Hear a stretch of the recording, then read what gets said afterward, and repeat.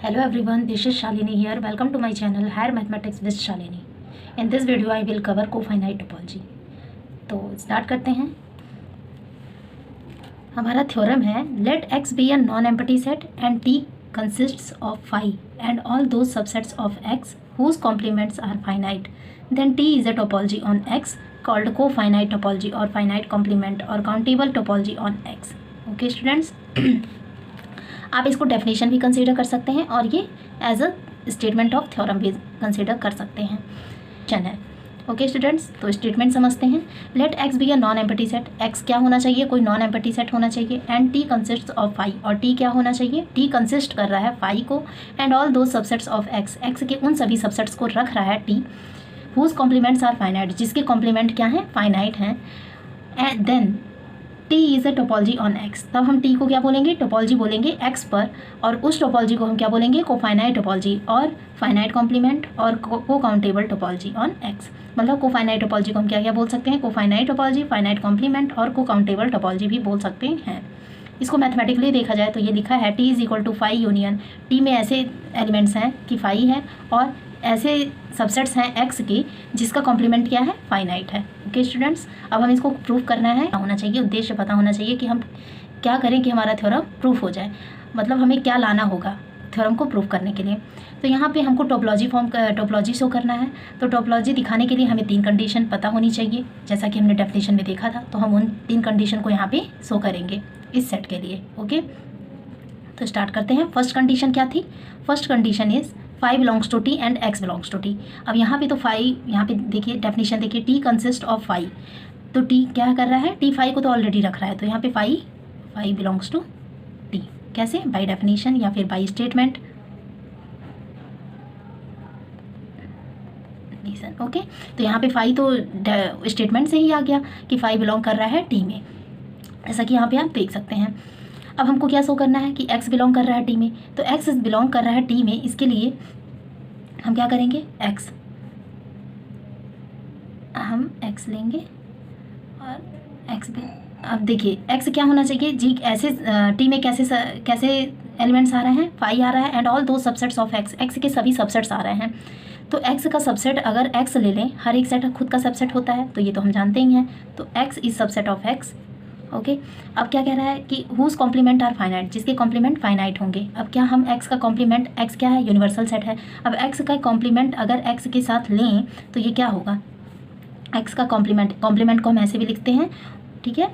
x का complement अगर x के साथ लें तो हमें फाई मिलेगा. Phi is finite. अगर फाइनाइट आ गया मतलब x का कॉम्प्लीमेंट क्या हो गया? फाइनाइट हो गया.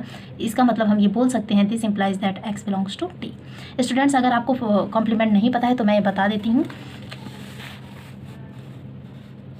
सपोज स्टूडेंट्स, हम अगर x कोई हमारा यूनिवर्सल सेट है और उसका हम अगर एक सबसेट कंसीडर करें g, और हमें ये देखना है कि g का कॉम्प्लीमेंट फाइनाइट है कि नहीं. तो g का कॉम्प्लीमेंट क्या होता है? इसको हम डिनोट करते हैं g डैश और जी सी से.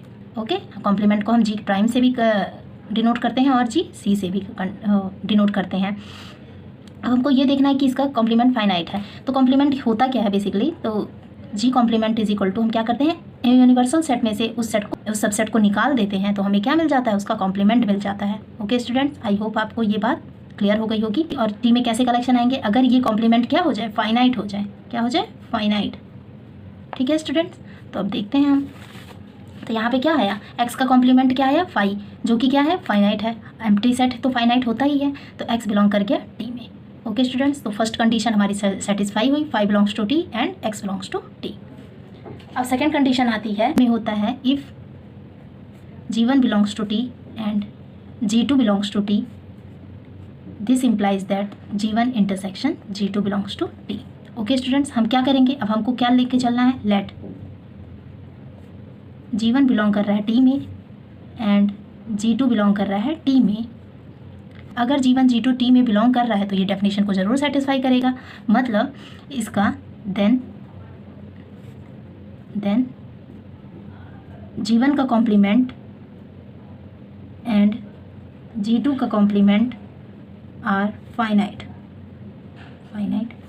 अगर g1 बिलोंग कर रहा है t में और g2 बिलोंग कर रहा है t में, मतलब वो इस कंडीशन को सेटिस्फाई कर रहा होगा कि हुज कॉम्प्लीमेंट्स आर फाइनाइट, तो तभी तो ये टी में बिलोंग कर रहा है। टी में ऐसे मेंबर्स आएंगे, एक्स के सबसेट ऐसे आएंगे जो कि जिनका कॉम्प्लीमेंट क्या होगा, फाइनाइट होगा। तो G1 अगर बिलोंग कर रहा है टी में, मतलब इसका कॉम्प्लीमेंट फाइनाइट होगा। G2 बिलोंग कर रहा है टी में, मतलब G2 का कॉम्प्लीमेंट फाइनाइट होगा। तो यहाँ पे G1 और G1 complement and G2 complement are finite. Okay students, हम यहाँ से बोल सकते हैं। अब हमको क्या शो करना है, now our aim is to show that, अब हमको शो करना है G1 इंटरसेक्शन G2 भी बिलोंग कर रहा है टी में। तो इसके लिए हमको क्या शो करना होगा, हम लिखेंगे now our aim is to show that, हम क्या दिखा दें कि G1 इंटरसेक्शन G2 बिलोंग कर जाए टी में। अगर हम ये दिखा दें G1 इंटरसेक्शन G2 का कॉम्प्लीमेंट क्या हो जाए, फाइनाइट हो जाए। अगर ये हम दिखा दें कि G1 इंटरसेक्शन G2 का कॉम्प्लीमेंट फाइनाइट हो जाए, तो हम ये दिखा देंगे कि G1 इंटरसेक्शन G2 बिलोंग कर जाएगा टी में। ओके स्टूडेंट्स, तो हमारा एम क्या है, इसको शो करना। अब हमको क्या दिखाना है कि इसके पूरे का कॉम्प्लीमेंट क्या है, फाइनाइट है। तो हम क्या शो करेंगे, अब हम लिखेंगे सिंस हमको क्या पता है G1 dash and G2 dash are finite, G1 dash and G2 complement are finite. हमें पता है कि ये दोनों क्या हैं, फाइनाइट हैं। अगर टू सेट्स आर फाइनाइट तो उनका यूनियन भी फाइनाइट होगा कि नहीं होगा। अगर कोई भी हम दो सेट्स फाइनाइट ले रहे हैं तो उसका यूनियन भी फाइनाइट ही होगा। This implies that G1 complement union G2 complement are finite. Okay students, अब हम क्या जानते हैं, आपने पढ़ा होगा 11th-12th में डिमॉर्गन्स लॉ, ठीक है। तो डिमॉर्गन्स लॉ क्या बोलता है, G1 इंटरसेक्शन G2 का whole complement is equal to G1 का कॉम्प्लीमेंट यूनियन G2 का कॉम्प्लीमेंट, ठीक है। डिमॉर्गन लॉ क्या होता है, डिमॉर्गन्स लॉ होता है, हम यहाँ पे लिख दें bye De Morgan law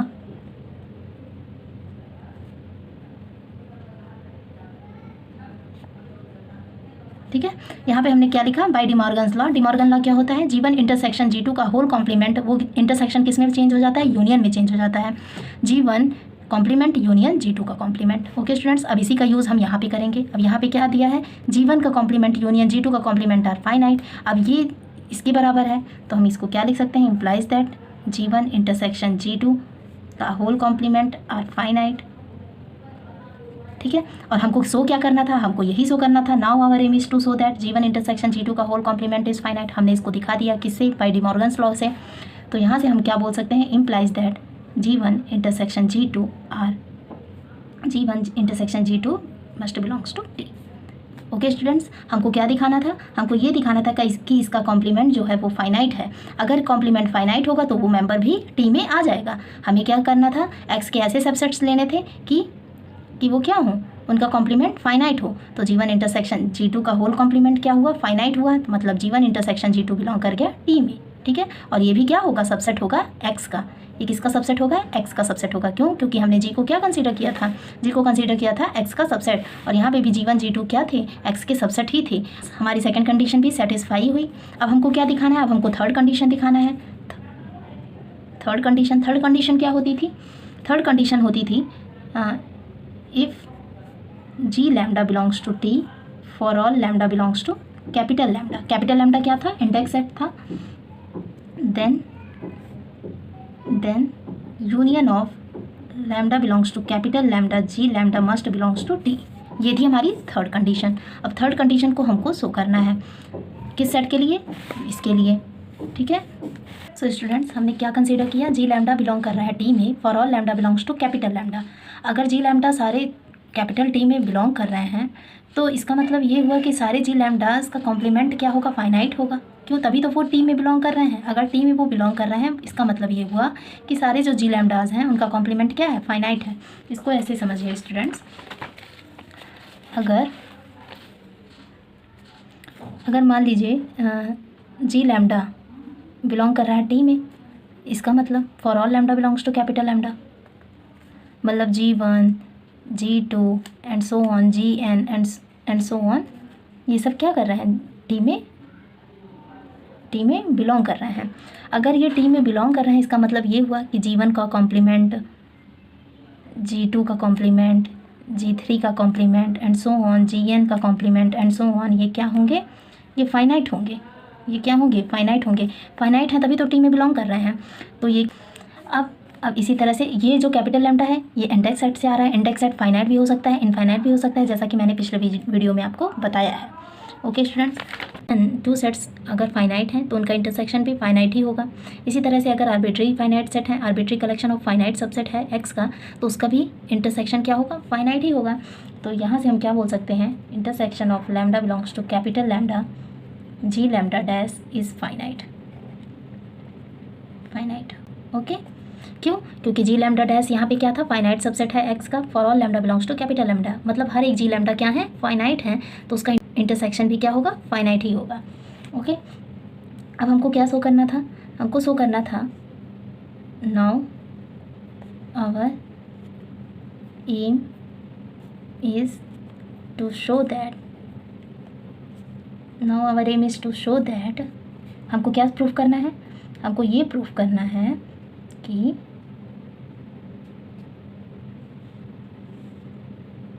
union of lambda belongs to capital lambda G lambda का कॉम्प्लीमेंट क्या हो, फाइनाइट हो, इज़ फाइनाइट। हमको यही प्रूफ करना है। अब इसको प्रूफ करने के लिए हम क्या लेके देखेंगे, by De Morgan's law.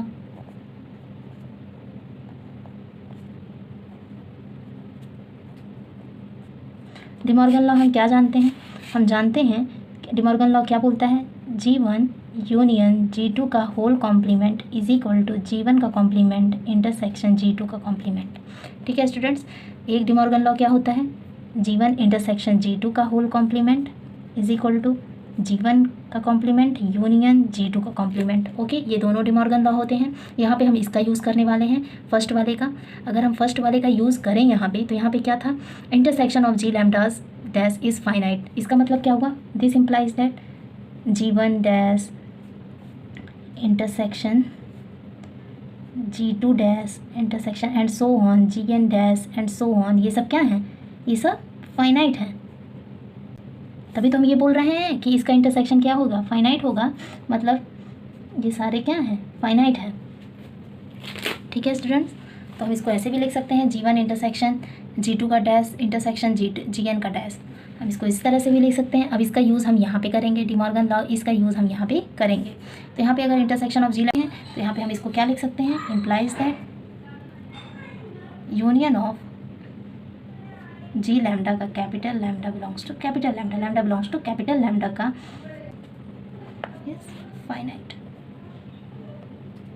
Okay, ये कैसे हमने लिखा, हमने डी मॉर्गन्स लॉ लगाया। डी मॉर्गन लॉ क्या कहता है, अगर G1 का कॉम्प्लीमेंट इंटरसेक्शन G2 का कॉम्प्लीमेंट क्या है, होता है इक्वल होता है G1 यूनियन G2 का होल कॉम्प्लीमेंट के। अब यहाँ पे हम इसको लिख सकते हैं। अब यही हमारा एम क्या था, हमारा एम यही था दिखाने का, now our aim is to show that this. अब यहाँ से हम क्या बोल सकते हैं, implies that union of lambda belongs to capital lambda G lambda belongs to T। ये हमने थर्ड कंडीशन को प्रूव किया। ओके स्टूडेंट्स, फिर से समझिए थर्ड कंडीशन क्या होती है। थर्ड कंडीशन होती है, अगर जी लैम्डा बिलोंग कर रहा है टी में, तो हमें ये दिखाना होता है, for all lambda belongs to capital lambda, तो हमें ये दिखाना होता है कि उसका आर्बिट्री यूनियन भी टी में बिलोंग कर रहा है। तो हमने क्या माना, हमने माना लेट जी लैम्डा बिलोंग कर रहा है टी में, for all lambda belongs to capital lambda, this implies that G lambda dash is finite subset of X. अगर जी लैम्डा टी में बिलोंग कर रहा है मतलब उसका कॉम्प्लीमेंट फाइनाइट होगा। तो यहाँ से ये इम्प्लाई हो रहा है, for all lambda belongs to capital lambda, this implies that intersection of, अगर arbitrary collection of finite set है तो उसका इंटरसेक्शन भी फाइनाइट होगा, ऑब्वियस बात है। तो इसका इंटरसेक्शन भी फाइनाइट हुआ। इसको हम इस तरह से भी लिख सकते हैं।